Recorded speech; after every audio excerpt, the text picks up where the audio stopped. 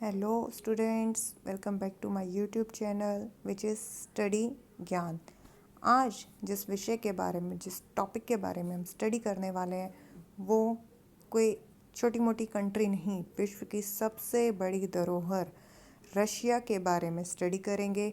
ये class 9th history का chapter 2 है, socialism in Europe and Russian revolution. ये इस चैप्टर का इंट्रोडक्टरी पार्ट है जिसमें मैं आपको बताऊंगी कि चैप्टर्स को हम अलग अलग पार्ट्स में एज अ स्टोरी, जिस तरीके से एक पिक्चर चलती है, पहले इंट्रोडक्शन आएगा, फिर फुल एक्शन होगा, बीच में क्लाइमेक्स होगा और लास्ट में एंडिंग। किस तरीके से हम रशिया में रेवोल्यूशन के थ्रू चेंजेस देखेंगे। रशियन रेवोल्यूशन का बेसिकली मतलब है आइडियाज़ में चेंजेस आना। आइडियाज़ में चेंजेस से मतलब क्या है? हमने फ्रेंच रेवोल्यूशन में स्टडी किया है कि पहले के टाइम में मोनार्क सिस्टम, यानी कि वो सिस्टम जहाँ पे किंग और क्वीन का रूल होता है, उस रूल से लोग परेशान होने के बाद उसके अगेंस्ट प्रोटेस्ट करते हैं और डिमांड करते हैं चेंजेस की, समाज में बदलाव की। और फ्रांस में जिस तरीके से हमने चेंजेस देखे, उन चेंजेस का इम्पैक्ट आस पास यूरोप में जितने भी कंट्रीज़ हैं उन सब पर भी देखने को मिलता है। And Russia was one of those countries. साथ में हम ये भी देखेंगे कि किन पॉलिटिकल थिंकर्स ने ये जो टॉपिक है सोशलिज्म का आइडिया दिया। इस आइडिया का मतलब क्या है? सोशलिज्म के आइडिया को समझने के साथ साथ हमें उस समय के समाज में और भी जो आइडियोलॉजीज़ थी, आइडियोलॉजीज़ का मतलब होता है विचार, एक थिंकिंग, आइडिया जो अलग अलग प्रिंसिपल्स पे बेसिस होता है। तो उस टाइम में सोशलिज्म के कंट्रास्ट में और कौन कौन सी आइडियोलॉजीज़ थी और क्या रीजंस थे कि सोशलिज्म सिर्फ और सिर्फ रशिया में ही डेवलप हुआ, किसी और अदर यूरोपियन कंट्री में नहीं हुआ। So this chapter is all about ideology of socialism, communism and Russia. Russia में किस तरीके से चेंजेस आए। रशियन रेवोल्यूशन में हम जो मेन 3 इवेंट्स पढ़ेंगे वो होंगे 1905 की रेवोल्यूशन, 1905 रेवोल्यूशन। उसके बाद हम देखेंगे 10 सालों तक लगभग फिर से मोनार्क सिस्टम आ जाएगा। पहले मोनार्क सिस्टम है, उसको गिरा के रेवोल्यूशन लेके आई जाएगी और फिर से 10 सालों के लिए मोनार्क सिस्टम दोबारा से इस्टेब्लिश हो जाएगा।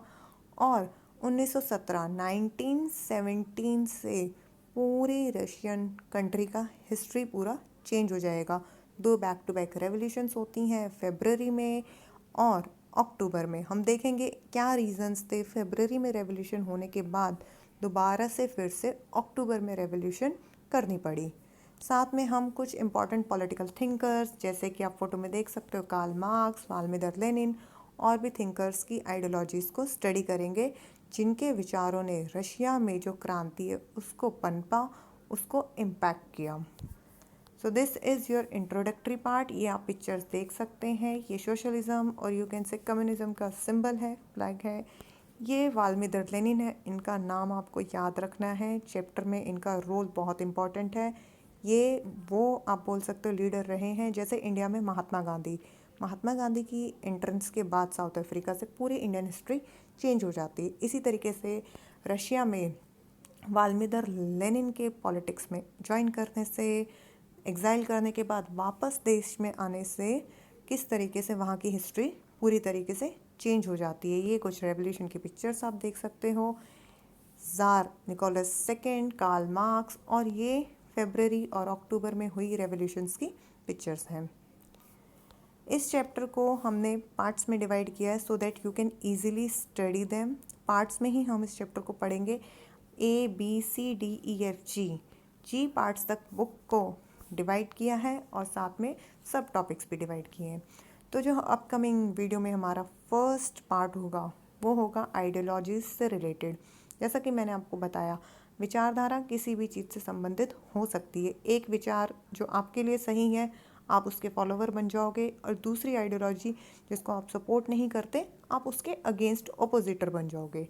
तो किस तरीके से सोसाइटी में ड्यूरिंग रशियन रेवोल्यूशन यूरोप में कौन कौन से आइडियाज़ थे जो लोगों को अट्रैक्ट कर रहे थे, जो लोगों को मैसेज दे रहे थे अलग टाइप की फॉर्म ऑफ गवर्नमेंट सेटअप करने के लिए, उन आइडियाज़ के बारे में पढ़ेंगे जिसमें मेजर है liberals, radicals, conservative. Don't worry, one by one we will study about them.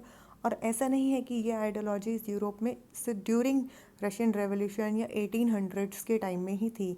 आज भी at present day these ideologies still exist in different different context. फिर हम पढ़ेंगे इंडस्ट्रियल रेवोल्यूशन की वजह से रशिया में क्या क्या चेंजेस आए। ये बात याद रखनी है आपको। जब रशिया में सोसाइटी में किसी भी चेंजेस हम देखते हैं, जैसे इंडिया का एग्जांपल ले लेते हैं। इंडिया में ब्रिटिशर्स के आने के बाद जब इंडिया में इंडस्ट्रीज सेटअप होना स्टार्ट हुई, रेलवेज़ बनना शुरू हुई, लोगों में कम्युनिकेशन इनक्रेज हुआ और ज़्यादा से ज़्यादा ट्रेड एक्सप्लोर हुआ, उसकी वजह से सोसाइटी में बहुत सारे चेंजेस देखने को मिलते हैं। Same thing will happen in Russia. हमेशा आप किसी भी कंट्री के बारे में स्टडी करना चाहते हो, better way to study about them with comparing your own study history. तो हम देखेंगे कि किस तरीके से इंडस्ट्रियल रेवोल्यूशन ने रशिया के सिस्टम को चेंज किया, वहाँ पे आइडिया ऑफ सोशलिज्म क्या था और कौन कौन से थिंकर्स थे जिन्होंने इस सोशलिज्म को वहाँ पे प्रमोट किया। साथ में ये भी पढ़ेंगे कि वहाँ के लोगों ने सोशलिज्म को सपोर्ट किया या सपोर्ट नहीं किया। जो लोग सोशलिज्म को सपोर्ट नहीं कर रहे थे उनके क्या ओपिनियंस थे। सेकेंड पार्ट में हम पढ़ेंगे रेवोल्यूशन से रिलेटेड, रशियन रेवोल्यूशन क्या है, ज़ार निकोलस सेकंड कौन है, रशियन रेवोल्यूशन का विज़न क्या है। विज़न मीन्स लोगों ने किस तरीके से इस रेवोल्यूशन को देखा या ऑर्डिनरी पीपल ने किस तरीके से इस रेवोल्यूशन को अपनी डे टू डे लाइफ से कनेक्ट किया। साथ में आपको ये भी समझना चाहिए किसी भी देश में अगर कोई भी रेवोल्यूशन होती है, कोई भी आप बोल सकते हो क्रिटिसाइज़ किया जाता है, गवर्नमेंट को प्रोटेस्ट किया जाता है या गवर्नमेंट के सिस्टम को चेंज करने की डिमांड की जाती है, उसके पीछे इकोनॉमिक एंड सोशल चेंजेस होते हैं। तो सेकंड पार्ट में हम पढ़ेंगे रशिया के सोशल एंड इकोनॉमिक कंडीशन कैसी थी, जिनकी वजह से उन इकोनॉमिक और सोशल कंडीशंस की वजह से रशिया में रेवोल्यूशन होने के चांसेस और ज़्यादा इंक्रीज़ हो गए। रोल ऑफ वाल्मीदर लेनिन को हम स्टडी करेंगे। Part C and E most important part रहेंगे आपके लेक्चर के। इन दोनों पार्ट्स में we will going to study about मेंस रेवोल्यूशन। 1905 में कौन से इवेंट्स होते हैं, कौन कौन सी घटनाएं घटती हैं या गवर्नमेंट किस तरीके से रिस्पॉन्स करती है पीपल डिमांड का, जिसके बदले में रिस्पॉन्स में लोग अपोज करते हैं और एक रेवोल्यूशन स्टार्ट हो जाती है। और क्या उस रेवोल्यूशन 1905 की रेवोल्यूशन सक्सेसफुल होती है या नहीं होती है। और उसके बाद 1917 में, याद रखना 05 के बाद 1917 में आफ्टर 10 ईयर्स फिर से एक और रेवोल्यूशन होती है और फेब्रवरी की रेवोल्यूशन के बाद अक्टूबर में भी एक और रेवोल्यूशन होती है। तो क्या रीजंस थे इन तीनों रेवोल्यूशंस के रशिया में होने के, और अगर 1905 की रेवोल्यूशन सक्सेसफुल थी तो क्यों उसके बावजूद 1917 में 2 revolutions took place in Russia. This we have to study. So for you, part C and part D will be extremely important. Next part E में हम पढ़ेंगे सोसाइटी में किस तरीके से अक्टूबर रेवोल्यूशन होने के बाद, क्रांति हो जाने के बाद, पूरी जब आप स्टोरी पढ़ लोगे, हिस्ट्री जो बैकग्राउंड है, अब पूरा पिक्चर जब आप देख लोगे तो लास्ट में उसको कंक्लूड करेंगे उसके बाद सोसाइटी में क्या क्या न्यू चेंजेस आए। फिर हम देखेंगे उन चेंजेस का कितना इम्पैक्ट पॉजिटिव रहा और सिविल वॉर जैसे सिचुएशन, सिविल वॉर क्या है ये भी हम पढ़ेंगे और रशिया में सिविल वॉर क्यों होता है। Last we will study socialist society क्या है और 5 ईयर जो प्लान्स है रशिया के वो, वर्किंग कंडीशंस, स्टेलिन भी एक पॉलिटिकल थिंकर है। इस तरीके से हमारा टॉपिक कंटिन्यूटी में चलेगा और लास्ट में हम पढ़ेंगे रशियन रेवोल्यूशन का वर्ल्ड के ऊपर क्या इम्पैक्ट है, impact of Russian revolution at global scenario. तो this will be your whole topics जो हमें कवर करने हैं।